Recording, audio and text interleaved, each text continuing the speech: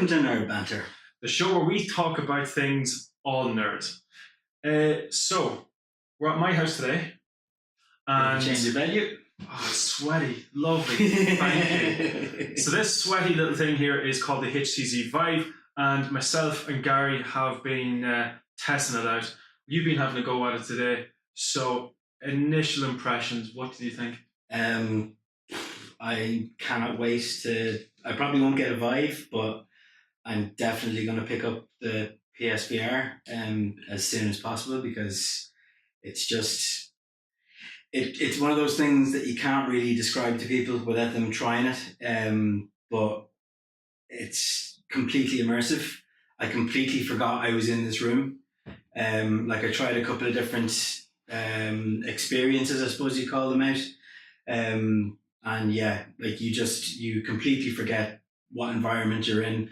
You guys can't see it. There's a lampshade directly above where I was testing it out.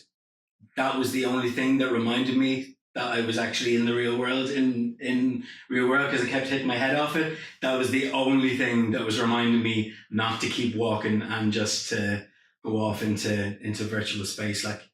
Did you feel motion sickness at all? I didn't. No. But I've used one of those cardboard VR cardboard or whatever they're called, the Microsoft ones, and that was an experience where I was in a wheelchair in a mental asylum, kind of being wheeled through the mental asylum, and I was able to look around me and all that, and I didn't feel motion sick then. So I think I'm just lucky that I'm not one of the people out there that kind of suffers from motion sickness, because one of the experiences I tried out was you're basically plonked into the middle of our galaxy.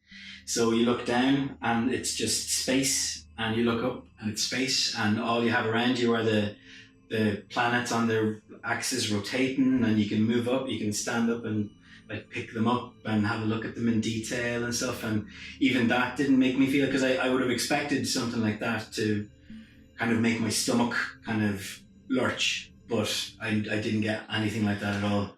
The one of the main complaints is kind of weight on the headset. Did you find it getting weighted down? Did you just find any kind of strain on your neck or anything like that? Comfort wise, how did you find it? Comfort wise, I had absolutely no issue. There's not much. It feels heavy in your hands, but once it's on your head, your neck is going to take most of the brunt of it, and the controllers are light as a feather. I would have actually expected those to be heavier than they are, and in saying that, even with the lightness of it, one of the games I played was an archery game, and you have to use both controllers, you are pulling the controller back to get your aim on that, and I found that was a little bit strenuous, but because it's an archery game, you're constantly my arms were sore after playing that game for the first time. There's a lot of games on it that you don't look too bad after you. I say you were playing for about an hour. Wasn't it? Yeah. I honestly didn't feel like that. Just fun like that. That was so much fun. There's a lot. You'll get a workout out of some of the games. No, I could see that actually, and working for people that are, say, only able to move. I know this one is specifically designed for moving around, but my mind keeps coming back to when I'm playing PSVR. I would imagine people that aren't able to move their legs, it's going to give them a completely different experience of actually physically moving around the space. Because that was the one other thing that I was a little bit kind of reticent about, was in a lot of VR games you're basically teleporting to different spots. You're not free moving in a lot of them. Now you can in some, but you are literally using a button on the controller. A little pointer is coming out. You direct the pointer to where you want to go, you click it, and you are instantly moved to that space. And that was another thing that I thought might give me a little bit of a stomach lurch, but it's not. It's just literally a fade, and you are in the space that you wanted to be. But that's gonna be kind of mind blowing for people that maybe haven't been able to go out into those kind of environments. Like one of the other experience was in a cave in Iceland, and looking around, like there's no way that anybody that's differently abled would have been able to get into that space, but to be able to be in the virtual version of that and level, like detail on rocks, on the water that was running through, the snow, just amazing. Like I'm really, really blown away. I knew it was going to be good. I did not expect it to be as good as it ended up being. Like, so let's talk about the games that we played then. So what happens is when HTC Vive and Steam VR, you get a couple of free games. You can go into your home. Essentially, that was your first experience anyway, which was the Steam Home, I think it was called, or Steam VR Home, and it is like a different living room. There's a balcony outside. You can see all the different toys and stuff. Like my eldest, any Portal fans out there are gonna love this. And there was another little character as well I didn't recognize from a game. I assume it's a kind of PC game or whatever. But because it's Valve, obviously they've got little Portal Easter eggs everywhere, and that's really cool as well. But you can like this environment, this kind of home is you can actually get you can modify your environment so you can have TVs, couches, and that type of thing, and kind of make it your own little virtual home space, like when you're launching your games. So Steam VR, so Steam Labs was one of the ones that we were playing with today, and it again the archery game Longbow. You were playing. There's a slingshot game. You've got a giant mechanical slingshot. You're in a warehouse, and it reminded me of a giant game of Angry Birds from the perspective of the slingshot at the start of the game of Angry Birds, but bringing back in the Portal Vive. The balls that you're using in the slingshot are talking to you as you're doing it, and depending on what you're doing, they're giving you smart ass answers or telling you that your last shot was terrible or whatever like that. So the comedy of the Portal games is in that as well. What else did I try out? I tried there was just one thing that was kind of cool, which the anatomy thing, which wasn't 100% great, but you're given a virtual skeleton and you can take it apart and only look at sections of it, and you're using the controllers to kind of cut away pieces of the anatomy so that you can get a closer look at like the insides, like medical students, things like that. Like there are applications outside of gaming for these things as well. I actually never played that one before. I didn't even know it was in there. It doesn't give you much. I'm sure I didn't go into all the details that are available in the game. I was just literally taking pieces of the skeleton and kind of cutting them away and seeing what was what I could do basically in that space. You can understand that, like, because of the complete immersion. That we haven't played any horror games yet, but we will do. Arizona Sunshine is one of the games we have. We're going to have a little go at that. It's very arcadey though, but it's a proper little shooting game.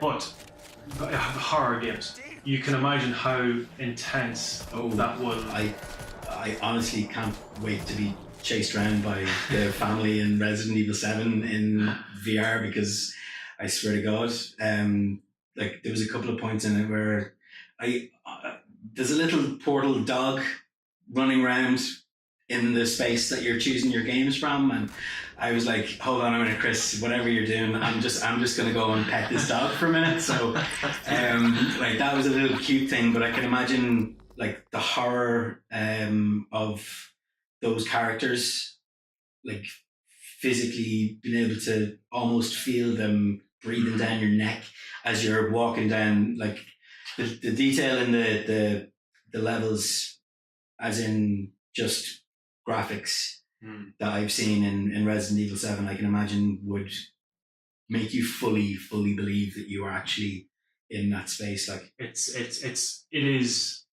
I can't wait to play a proper horror game on it now. I haven't played one yet, but it's definitely one of the things. And you know what, as well, I don't know if I want to play it alone. First of all, I want to have someone there kind of egg me on, or I'm not afraid. I'm not afraid. You're not afraid that person is going to be standing behind you, watching what's happening on their little monitor, and at the most inopportune moment, like blowing Yeah. on your neck or something like that, and just scaring the crap out of you, because that's why I wouldn't want anybody around me. And last while I was playing it. Last weekend I had a couple of friends over for a barbecue, and there was a lot of that. Now, to be honest with you, the reactions were just, as in the reactions were in general just jaw dropping. It's just holy crap. And I was lucky, like, I was able to get my hands on this in Ireland for essentially half the price of its normal RRP. But so downfalls. Good. How do you think this could be improved? What Make do you it think? wireless. Yeah. Because that was the one thing I was noticing, that even though what I was saying about, say, transporting yourself around a room, you still want to be able to move around in the space. Even though you've got you're in an enclosed space. And the great thing about it, the setup is, Chris, before we started, kind of went around the room with one of these and literally measured out the room so that the games knew where my barriers were. As soon as I got close to one of those barriers, a blue kind of netting came up in front of me, and I knew then that in the real world I was about to walk into something. So having something like that is handy. But I did notice that in my moving around, even though it was in a smaller space, I was kind of tripping over the lead at the back. I'm sure there's things that can be done.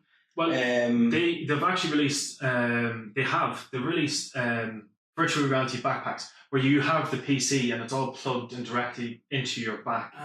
So there was guys in Corridor Digital, and Sam and Nico channels, kind of like a vlog channel. And they also had a channel called Node, which is a gaming channel, and they tried to do like a janky kind of virtual reality backpack. But that was the big thing in kind of CES this year. It was VR backpacks where you just hook this into it and then go on from there and play in your virtual reality world. I can definitely see the next iteration on this. Quality wise on the screen, it's good, but you can't. It is a bit pixelated. It has to be wireless. Yeah. It's just you're completely right on that. Now, it's not a major deal.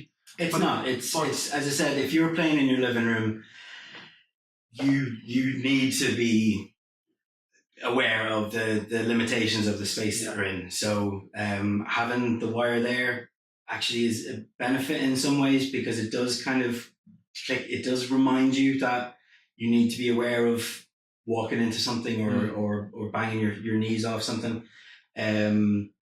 But if you want to be able to get like fully immersed in an environment that you're in, that is the one thing that they're going to have to figure out, is how to make it less. Well, they're going to wires. They're going to have to, like, you've got HDMI going to it. You've probably got all the tracking information going through the USB as well on that. You've got power as well going through it. So you've got three separate power information, being sent back and forth. So to make that wireless, it's not going to be an easy task. Yeah, and you're going to start to having to deal with things like lag as well. If you're playing a game and the signal is having to be bounced to and from your PC, then obviously you're going to have times where the game isn't able to catch up on what you're doing. So wired is probably the best for now, but I'm sure in the next 5-10 years.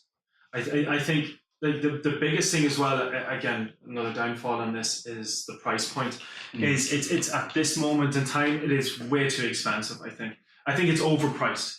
I think it is an amazing bit of technology, but for people who want to get into the virtual reality kind of scene, I think it should be, once people try it out and start using it, it will kick off. But so what do you think is holding this year back from being in everybody's house at the moment? Killer app. Basically, the reason to buy. Domino effect of not enough people have it, which means that developers aren't interested in developing games for it. Obviously, the more people that own a particular system means that developers are going to be interested in actually making full experiences. They're not just going to be little indie developers or maybe a small section of a bigger company making a little 2 hour, 3 hour experience. It's catch-22. You can't encourage developers to make full experience games without having a million of these things that they know that 70% of that million are going to buy their game.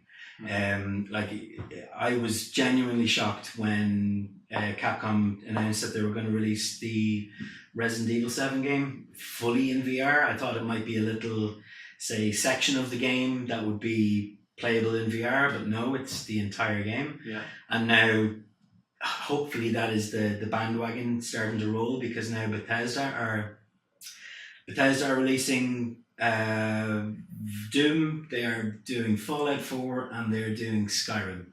All the full games, not just a section of. You've got Skyrim is coming out, it's got all the DLC, it's fully playable in VR. I'm going to have to quit my job and just sit in a room getting really, really fat like the guy in South Park playing the games. Are they releasing? So you just have to buy the game. Like if you've played the game before, you'll have to buy it again and play it again. Yeah, is that right? it is. It's another €70 full purchase of Skyrim for Just me, for which the is privilege to play it in VR. Yes, That's a lot. that's probably going to be my 4th or 5th time having to buy Skyrim, between it coming out on the PlayStation 3 and PlayStation 4 and now PS4. But honestly, just the idea of being able to travel around that world and be able to just physically look around me and walk into caverns. I'm probably not going to do any of the missions. I'm probably just going to walk around Tamriel or whatever the name of the area is, and just like walk around and just go on a little holiday. Yeah. And just try and avoid any bandits that come at me. So overall impression then, how did you find it? I'm sold. I'm honestly like, You're a I know I did say that I was going to pick it up at Christmas. I don't know if I'm going to be able to wait that long now. This video has been recorded in the first week in August, and I've got a feeling that I could possibly be playing some Halloween virtual reality games, because I genuinely wasn't expecting it to be as good as it is. Alright folks, thanks for watching this kind of run through the HTC Vive and Gary's first ever experience in virtual reality. So thanks for watching, and see you next week. See you now.